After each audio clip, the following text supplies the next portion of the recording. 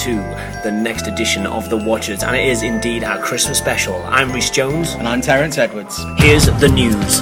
Tennis star Novak Djokovic will make a cameo appearance in The Expendables 2. The ATP World #1 champion has already flown to Bulgaria to film his role. Tributes have been paid to director Ken Russell, who passed away recently at the age of 84. Russell's work was often controversial for its depiction of sex and religion. Among his most notable works were Tommy, The Devils, and Women in Love, for which he was nominated for a Best Director Oscar. Sacha Baron Cohen is due to play flamboyant frontman Freddie Mercury in a biopic of the Queen singer. The biopic will focus on the troubled relationship between Mercury and the other members of the band, culminating with their 1985 Live Aid performance at Wembley Stadium. Awards season has begun with both the New York Film Critics Circle and the National Board of Review giving their annual awards. Meryl Streep was awarded Best Actress by the New York Film Critics Circle for performance in The Iron Lady, while Brad Pitt was named Best Actor and French film The Artist was named Best Film. The National Board of Review gave Best Film to Martin Scorsese's Hugo and Acting Awards to George Clooney and Tilda Swinton. And finally, producer Neil Moritz has announced that Starship Troopers is due to be remade. The script has been ordered from the writers of X-Men, First Class and Thor, but no other details have yet been released.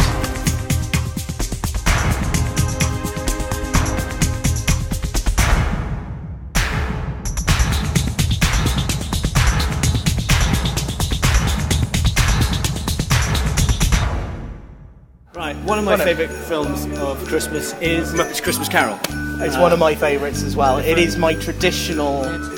I will put that on in the background whilst I'm wrapping Christmas presents. What do I love about it? Because it's the Christmas Carol, because it's Dickens, but yeah, it's the Muppets. It's Kermit the Frog. What else is there to do? Michael Caine absolutely rocks as Scrooge. I think both of us agree the Muppets Christmas Carol is one of the best. What's right to win? You pick one out of the ether. I'll pick one out of the ether. Oh, blimey. Love Actually. I have some major issues with Love Actually. Parts of it aren't developed nearly enough as they should be, and some are overdeveloped. But as a Christmas film, I think it works. In places it's screamingly funny, in other places it's amazingly touching. I'm going to put one out there that's one of my favourites. Is The Santa Claus, starring Tim Allen. Right. I'm not going to direct it anyway, it's just family fun and it's very Christmas. It just makes me, when it's Christmas, that's one I put on. So it has to be one of my favourites. Indeed. And I'll go for a film in exactly the same reason, Santa Claus the movie, starring Dudley Moore and John Lithgow. It's pure distilled Christmas. You know, it's so schmaltzy, it'll give you diabetes. One I like, which is one of my favourites, is Elf with Will Ferrell. I can't stand Will Ferrell. I think most of his comedies are puerile and ridiculously overrated. However, Elf, I really, really enjoy it. I think it's because it's Christmas. One that I like, and again, it's a bit of a departure from the others that I've mentioned, The Nightmare Before Christmas. Because even though it may be counted, you could perhaps count it as an alternative film, I do just think, you've got a very twisted look on Christmas. I just love it because it's not so saccharine that it gives you a tough ache. It's got that kind of bitter, dark edge to it, and I think that cuts through the schmaltz. If we're going to go for blatantly honest, what are my favourite Christmas films, then I'm going to have to go with one of them. Going to have to be the last choice because it will retrieve this choice I'm going to say, which is Jingle All the Way. Just because that travesty of a film. Because on every level it is awful. However, I'm an Arnold Schwarzenegger fan. I'm just going to shut up now. Yeah. Jingle All the Way is one of my choices. There is a version of A Christmas Carol that was done back in the 1980s. It stars George C. Scott as Scrooge. It's also got Edward Woodward, Susanna York and Frank Finlay in it, who plays the ghost of Jacob Marley. George C. Scott makes an absolutely brilliant Scrooge, and you really believe his turnaround in it.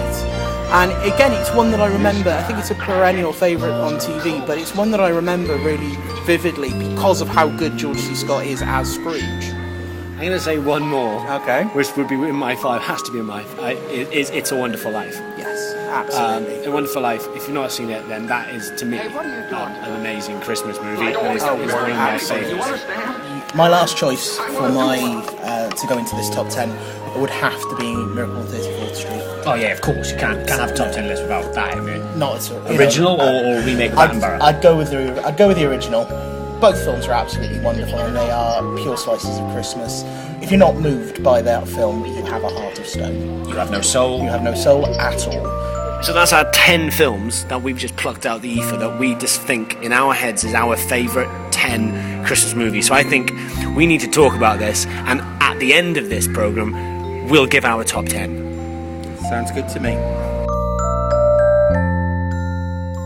Before I come and met you, you went and watched another film. I did indeed, yeah. I decided to take a bit of a punt on My Week with Marilyn. It's a drama based on the diaries of a chap called Colin Clark, who in 1956 got a job as third assistant director to great Sir Laurence Olivier, which was called The Prince and the Showgirl, in which Laurence Olivier starred opposite Marilyn Monroe.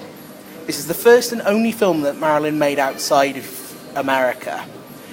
And to say that it was a little bit of a fraught filming is a bit of an understatement, given that although Marilyn at that time was one of the most famous actresses in the world, she was still a neurotic mess.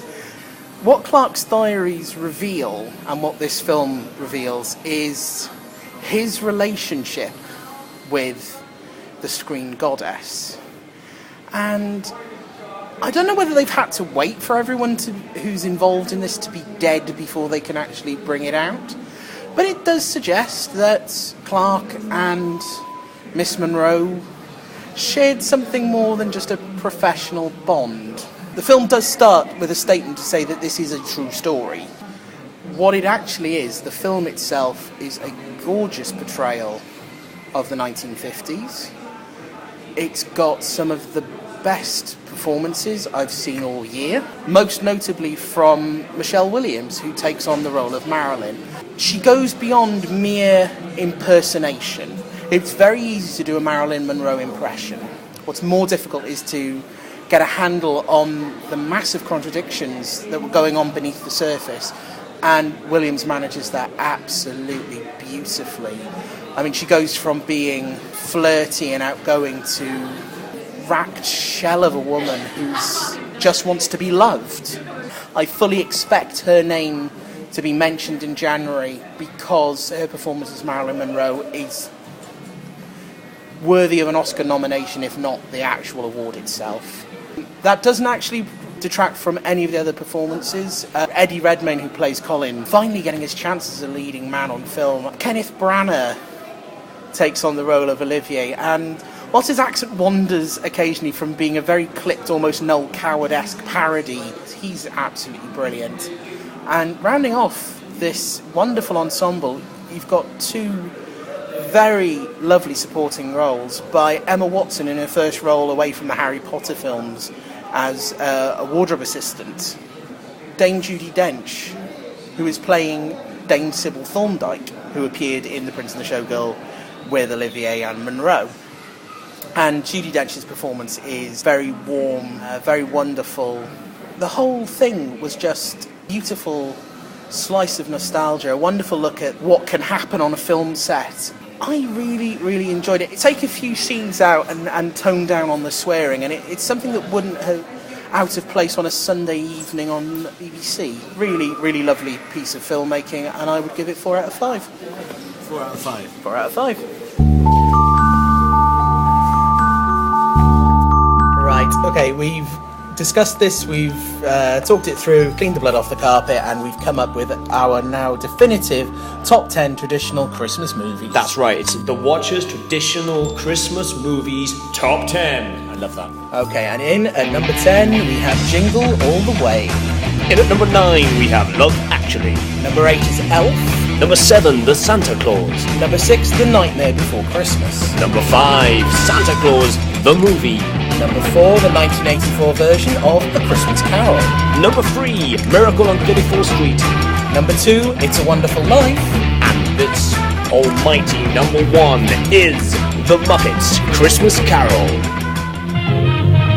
As this is going to be our last show before Christmas, we'd just like to take this opportunity to wish you all a very Merry Christmas. Merry Christmas. Yep, enjoy your Christmas movies, enjoy your time however you spend it. Yeah, everything Tez said. Our next show, which will be the last of 2011, will be a review of the year, our favourites and our not so favourites, and also a look forward to the films we're going to enjoy in 2012.